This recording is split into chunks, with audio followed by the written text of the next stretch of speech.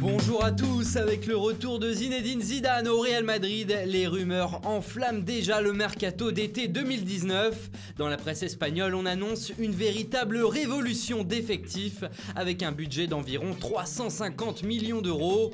Les pistes sont nombreuses à chaque poste, mais tous ne pourront pas venir, évidemment. Nous vous faisons un récapitulatif des stars qui pourraient rejoindre la Casablanca pour la saison prochaine. Pour frapper fort, le Real Madrid doit recruter des noms et la priorité est donnée à l'attaque. Ainsi, Madrid rêve des deux stars du PSG, Neymar et Kylian Mbappé. Évidemment, le budget serait déjà explosé avec le recrutement d'un seul. Et puis Paris ne veut surtout pas lâcher ses deux joyaux. En plan B, si on peut le dire ainsi, Eden Hazard est le nom qui revient avec le plus d'insistance.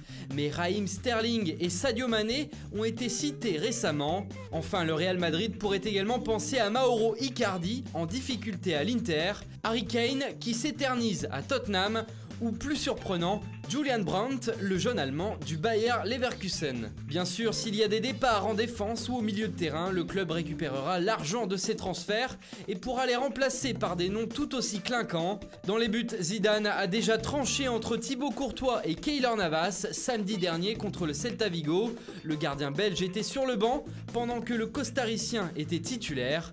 Il n'empêche que pour le mercato, l'entraîneur français penserait à David De Gea, le portier espagnol de Manchester United.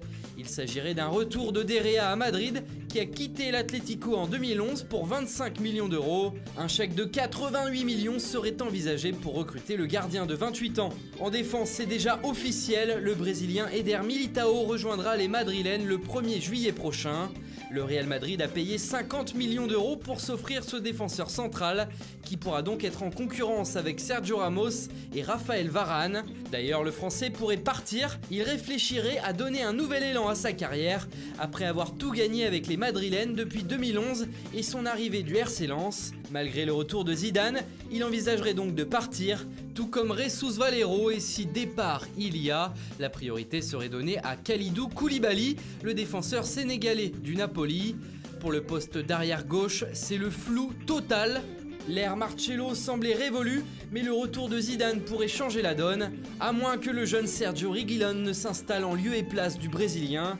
Une rumeur parle également d'une possible arrivée de Nicolas Tagliafico de l'Ajax Amsterdam. Au milieu de terrain, enfin, ce n'est peut-être pas le chantier prioritaire, sachant que Luka Modric pourrait finalement prolonger et que Isco et Casemiro sont particulièrement appréciés par Zizou. Ajoutez à cela le retour de Matteo Kovacic, prêté à Chelsea cette saison.